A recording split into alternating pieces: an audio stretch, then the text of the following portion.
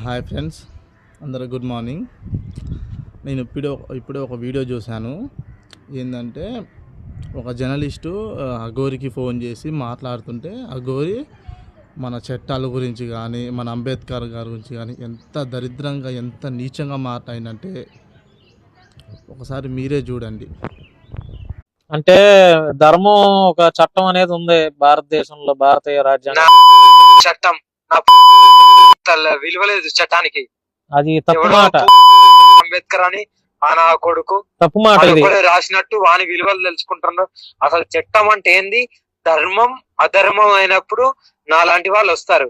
అంటే అంబేద్కర్ కూడా మీరు అట్లా అనకూడదు. శక్తి ఉంది. ఈ అఘోరిని ఏం చేయాలో మీరు ఒకసారి చెప్పండి. రెండు తెలుగు రాష్ట్రాలకు వస్తే మాత్రం కంపల్సరీ పండబెట్టి తొక్కాలి. వీడిని చంపాల్సింది. వేస్ట్, వీడు బతికి వేస్ట్ అసలు.